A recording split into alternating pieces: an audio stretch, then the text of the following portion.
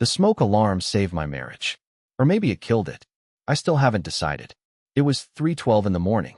I remember the exact time because I was staring at my phone, reading about how stress can give you chest pain that feels like a heart attack. I'd been Googling stuff like that a lot lately. Anyway, beep.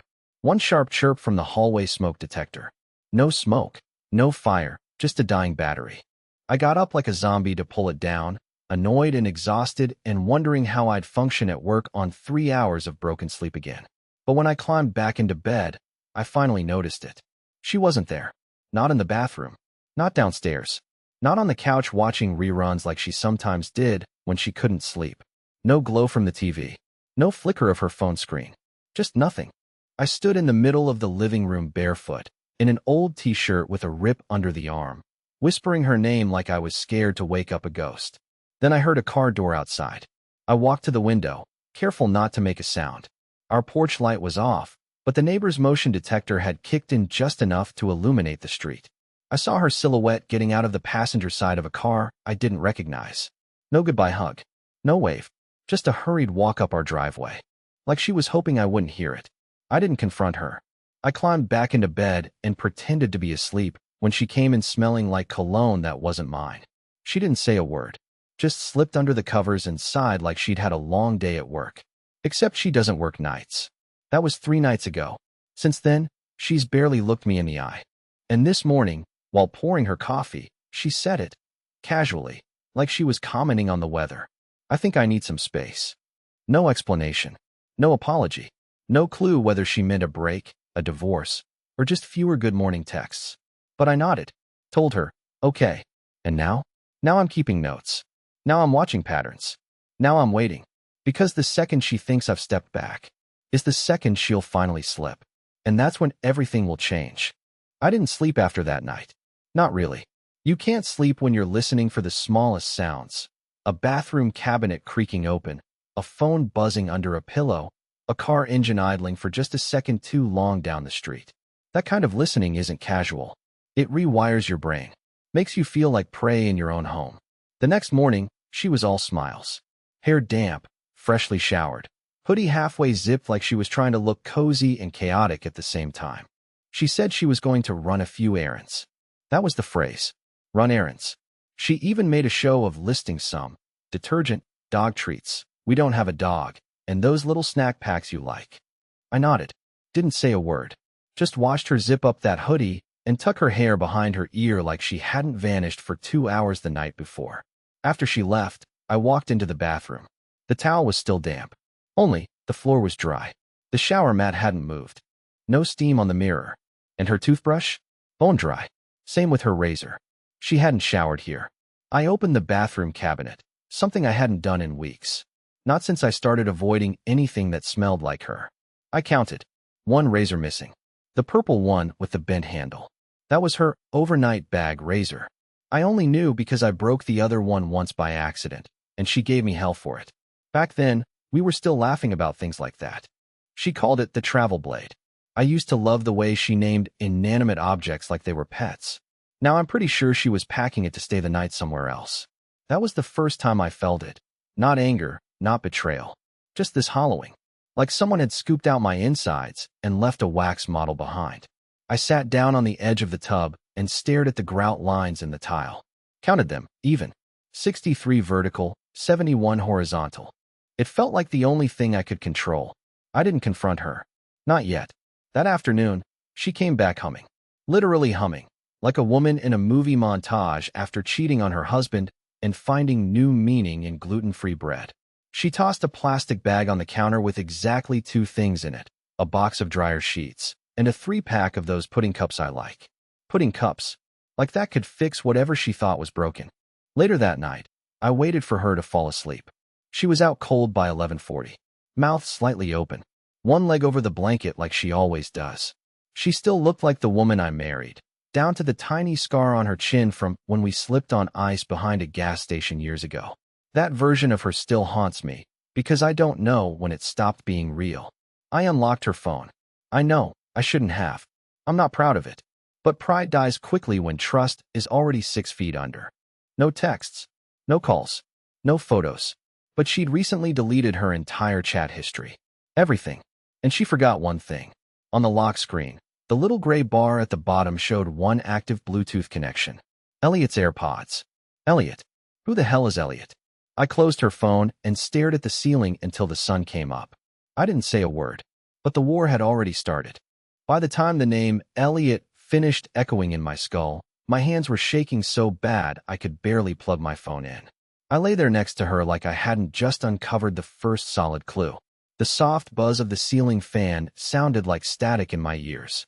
I kept asking myself over and over, who the hell is Elliot, and why are his AirPods connected to her phone?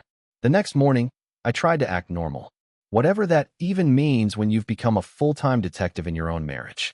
She made eggs like she always did, runny yolks, barely toasted sourdough, 3 pieces of avocado like it was some sacred ratio. I didn't touch mine. She asked if I was feeling okay. I lied, told her I had a bad dream. Later that day, while she was out for a walk, and I say that in quotes because I've started timing them, and they're always just over 46 minutes, never a second more, I started combing through the house like I'd never lived there before. Every drawer, every closet, every nook of the garage. Not frantically, not like in the movies where the husband rips open boxes and cries into old photos. I did it quietly, meticulously, like I was documenting a crime scene and just didn't know what the crime was yet. I found it in the guest bathroom, beneath the sink, tucked behind a box of tampons and a dusty bottle of expired sunscreen. A hoodie, a men's hoodie, gray, no logo, not my size, not my smell. I picked it up with 2 fingers like it might burn me. I'm not sure what I expected, maybe a note in the pocket or a name tag sewn into the collar like in summer camp. But there was nothing. Just the faint scent of cologne and a balled-up movie ticket stub in the front pocket. April 6th. Theater 9. Morning Birds. I never saw that movie. We never even talked about it. I Googled it. Some slow-burn indie drama about grief and lost identity. Rotten Tomatoes score, 92%. Kelly loved stuff like that. I didn't. I used to pretend to so she'd think I was interesting, but I never got it. That night, I put the hoodie back exactly where I found it. I didn't confront her. Not because I was scared. I wanted to see how long she'd leave it there. If it would move. If she'd notice. Because now I had something real. Something that wasn't just paranoia and patterns. Around midnight, I heard her crying. Not loud. Not desperate. Just these soft, choked sobs from the other side of the bedroom. She was facing the wall, clutching her pillow like it owed her something. I didn't say anything. Didn't move. Just listened. I wondered who she was crying for. Me? Him? Herself? I wanted to feel sympathy. But all I felt was the terrifying realization that I was sleeping in a bed with someone I no longer understood at all. Her tears used to be my emergency alarm. Now they felt like part of the script. Like she was grieving the man who still loved her, but not enough to stop whatever she'd started. And then, just before she drifted off again, she whispered something. I don't think she meant to say it out loud. It was soft, shaky, but I heard it clearly. Don't leave me, Elliot. I stared at the ceiling, cold and numb. Because Elliot wasn't just a name on her Bluetooth. He had been in the house. The morning after she whispered his name in her sleep, I didn't speak. Not even a fake good morning. I just got up, walked into the kitchen, and stared at the sink full of dishes like they were written in another language. Callie came in behind me humming some soft melody, barefoot, acting like the night before never happened. And I noticed she was wearing my old college t-shirt. The one she always said was too scratchy and smelled like attic. Now suddenly, it was her new favorite. I watched her pour coffee into the mug I bought her last Christmas. You okay? She asked, like the script demanded it. Bad dreams again, she added, sipping slowly. I nodded once. Yeah, real bad. She didn't press. I could see she didn't want to know if I remembered what she'd said in her sleep. The way she avoided my eyes made that clear. It's funny, the human mind. Even when you know someone's lying, when you hear it, when you smell it, when it stains the sheets next to you, you still look for loopholes. Maybe she was dreaming about a movie character. Maybe Elliot is just a made-up persona. Maybe. But in my gut, I knew. You don't whisper another man's name unless your soul's already left the room. That afternoon, I did something I swore I never would. I called in sick. I told my boss I had food poisoning, chicken salad or something. He grunted and told me to get some sleep. I didn't. Instead, I stayed home with a notebook and started tracking. I made columns. Time, location, excuse, behavior, notes. It felt dirty at first, but then it felt necessary. If I was going to live in a house built on dishonesty, I wanted blueprints of the lies. 1:42 p.m., she left for groceries. Returned at 3:08 p.m., no bags, no receipt on the counter. Said the store was too packed. Eyes twitchy. Kept checking her phone while talking. Laughed at nothing once. I started recording voice memos on my own phone, just so I could keep track of the little things. A change in her tone. A phrase she repeated too often. One day I'll probably delete them. Or maybe I'll play them all in a row and see if they form a confession. Then came the most unexpected part. At 5:11 p.m., her phone rang. She picked up in the hallway and didn't see me listening from the office doorway. I heard her say, "I can't talk now." Pause. Then softer, "Yeah, I know. I miss you too." "No, not yet." He's still being weird. Weird? That one word split my chest open. That's how she sees me now? Not heartbroken. Not confused. Just weird. The husband whose silence creeps her out. The man who notices too much but says too little. The walking wallpaper in her drama of reinvention. That night, when she went upstairs to shower, I went out to the car. Not mine, hers. I hadn't snooped there yet, mostly out of some leftover illusion of dignity. But that was dead now. In the glove box, I found a receipt for a hotel 20 miles out of town. 1-night stay, 2 guests, room 112. No date printed, just a timestamp. I checked our calendar. That night, she told me she was visiting her cousin for a much-needed wine night. I sat in the driveway for almost 40 minutes, staring at that receipt. My heart didn't race. I didn't cry. I just kept thinking how clean the interior of her car was. She never used to keep it this clean. Like she was preparing it for guests, or erasing someone else's fingerprints. When I walked back inside, she was already out of the shower. She smiled at me from the stairs, wrapped in a towel, steam still clinging to her skin. "You okay?" she asked again, like it was her favorite line. I smiled back. "Getting there," I said, but I wasn't getting anywhere. Not yet. The next few days were quiet, too quiet. Callie wasn't avoiding me anymore. In fact, she was acting overly affectionate. Touches on the arm while passing me in the kitchen. Asking if I wanted to watch one of our old movies. Offering to cook dinner, twice. She hates cooking.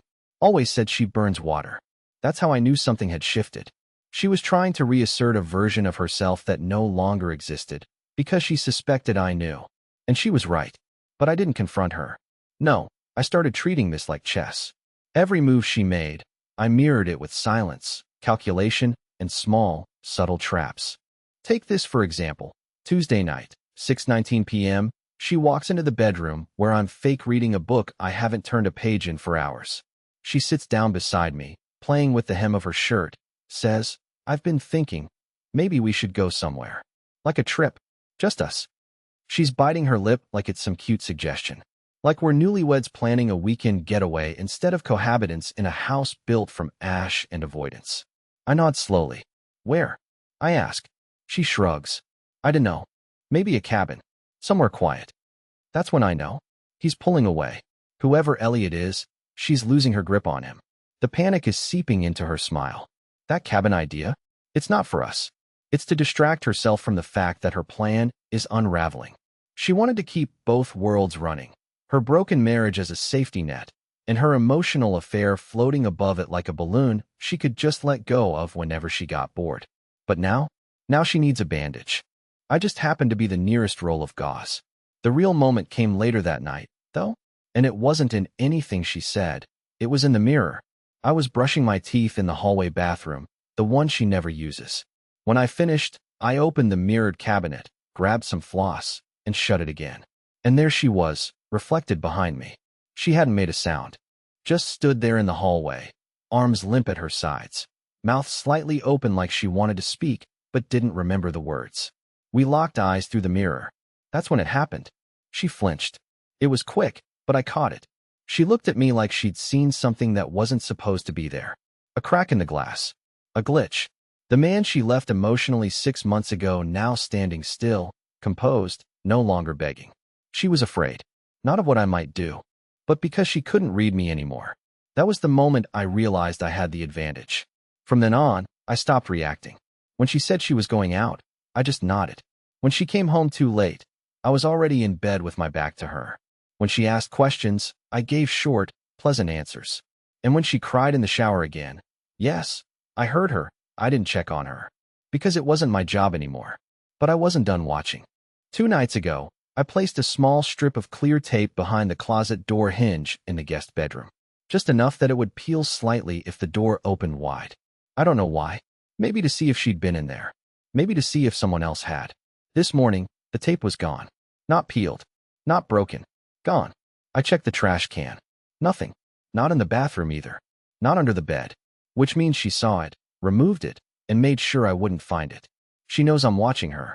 Good. Let's see what she does next. There's a kind of calm that comes when you stop needing the truth to feel sane. That's where I am now. The worst of it isn't the lies or even the betrayal. It's the pretending.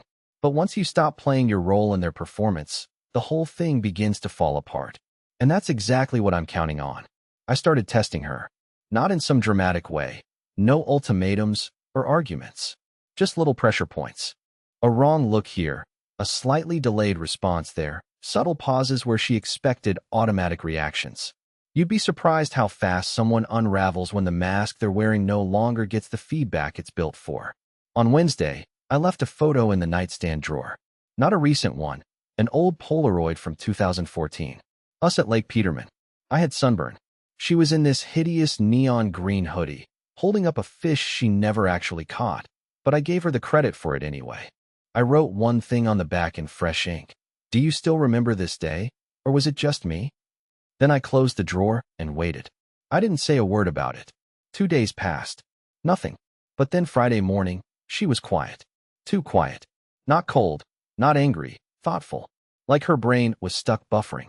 That afternoon, I checked the drawer. The photo was gone. She hadn't brought it up.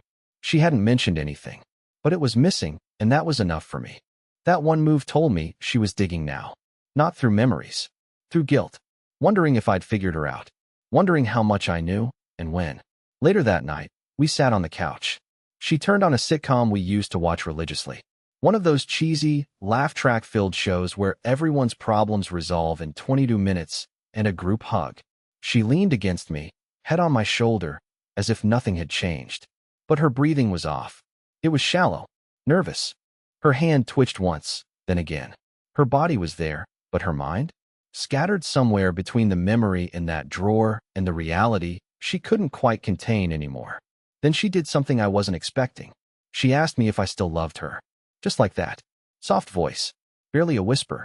I didn't answer at first. Just stared at the screen. Then, without turning my head, I said, "Do you want me to?" She didn't reply. She just sat up and said she was tired, then disappeared upstairs. She didn't kiss me goodnight. She used to. The next morning, I checked her phone again. She had changed the passcode. A week ago, that would have felt like a punch to the chest. Now, it felt like an invitation. I grabbed her tablet instead, something she hadn't touched in months. Maybe she forgot it was synced. Maybe she didn't think I'd remember how to navigate it. But I did. I always remembered everything. There weren't any texts. No emails. But there was a calendar notification. Just one. Elliot, 2 p.m., the shed. No location.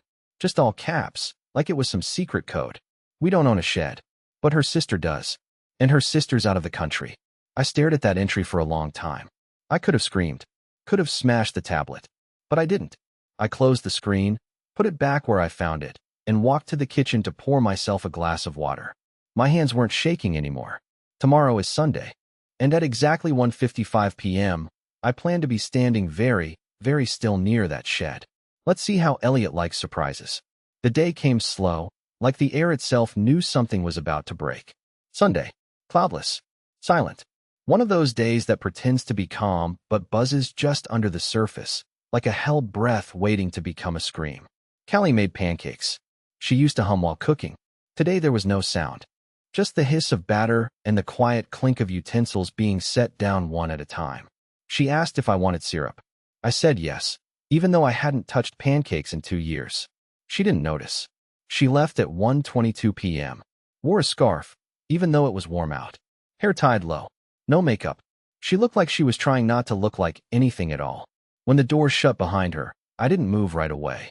I waited 7 full minutes. Then I stood, grabbed my keys, and followed. The drive was quiet. I didn't play music, didn't roll the windows down, just focused. I parked 3 blocks away, around a corner where her car wouldn't see mine in the rear view. Then I walked. Her sister's house is on the edge of a wooded lot, just enough space between it and the next property to feel forgotten. The shed sits behind the house, partially hidden by overgrown ivy and a fence that's never been painted. I'd been back there once, years ago, when we helped Callie's sister move some old furniture in. Back then it was storage. Now, apparently, it's something else entirely. I didn't storm in. I didn't yell. I didn't make some dramatic entrance that would live on in storybook betrayal lore. No, I approached with the kind of silence I perfected over the last few weeks. Careful, focused, not afraid, just done. The shed door was cracked open an inch. I didn't knock. I just opened it. And there he was. Elliot. He looked younger than me. Not by much, but enough to matter to someone like her. He had that unbothered look, like a man who'd never had to fix a leaking sink or sit on hold with customer service for 2 hours. T-shirt, jeans, untied boots. Casual, relaxed, arrogant in the way only someone who thinks they've won can be. His eyes met mine, and in that first second, I watched his entire internal monologue collapse into panic. He said, "Oh, that was it." That was his greeting. Callie turned around so fast, she nearly dropped the mug in her hand. Tea. She had made him tea. She only makes tea when she wants someone to feel special, or when she wants to feel in control. Glenn, she breathed, like I was a hallucination, like I wasn't supposed to be real anymore. I didn't speak right away. I let the silence work for me. Let it fill the room like smoke. Let them feel the heat of their own choices. Then I stepped inside and closed the door behind me, not slamming it, just slowly enough that the clicks sounded final. I saw the calendar, I said. My voice surprised even me. Calm, measured, not accusing, just certain. Callie stepped forward, hands shaking slightly, trying to arrange her face into something diplomatic. It's not. This isn't. Elliot cut in. Look, man, I didn't know she was. I raised a hand. Don't. And he stopped. I looked at her. Just her. The woman I'd memorized, now reduced to a stranger wrapped in fear and unfinished lies. I gave you space, I said. You filled it with this. She didn't cry. I don't think she could. Her face was frozen, eyes flicking between me and him like a broken compass. I could see the war inside her, pride, guilt, confusion, panic. But not love. Not anymore. I turned to Elliot again. You should leave. To his credit, he didn't argue. Just stood, cleared his throat, and slipped past me like a shadow. The door opened and closed behind him. And then we were alone. I didn't yell. Didn't accuse. I just walked to the far side of the shed, leaned against the wall, and stared at the floor. You should have just told me, I said. I didn't know how, she whispered. You didn't want to, I corrected. And there it was. The real truth. The one she couldn't even deny. I left first. Drove straight home. Sat in the driveway for a long time watching the wind move the trees like none of this mattered. Then I went inside and took off my ring. I didn't throw it. Didn't cry. I placed it in the center of the table like it was evidence. She came home 3 hours later. But she didn't speak to me. And I didn't speak to her. Because now we both knew something she had worked so hard to avoid. I wasn't broken. I was just done. She didn't speak to me that night. I sat on the porch with a glass of water, listening to the crickets and the distant sound of someone mowing a lawn at 9 p.m. Maybe they were angry too. Or maybe they just didn't want to be inside with someone they didn't recognize anymore. The house stayed silent. Not cold, just still. Like it was finally taking a breath after holding it for months. I slept in the guest room, not because I had to, but because I wanted to. That room had no memories. No ghosts. It was the only place in the house that didn't feel like it had been rewritten behind my back. In the morning, I woke up before the sun. Made myself coffee. Took a long walk around the neighborhood I barely noticed anymore. People waved. Dogs barked. Nothing had changed, and yet everything had. My chest felt lighter. My thoughts less sharp, less tangled. I wasn't thinking about her anymore. Not like before. I wasn't imagining what she said to him. I wasn't replaying her lies. I was just walking, breathing, existing. When I came back, she was sitting at the kitchen table, hair a mess, hoodie draped over her shoulders like armor that no longer fit. The ring I left was still sitting between us, untouched. She looked up, and for the first time in weeks, her expression wasn't guarded. It was bare. Empty in a way I couldn't fix and didn't want to. I think I need to move out, she said. I nodded. Okay. We didn't cry. There were no raised voices. No final dramatic plea. Just two people who'd finally arrived at the truth. We weren't us anymore, and hadn't been for a long time. We'd just been clinging to the shape of something long gone. She packed some things that afternoon. A suitcase, a tote bag, left behind her mug, her slippers, her favorite throw blanket. I didn't stop her, didn't offer help.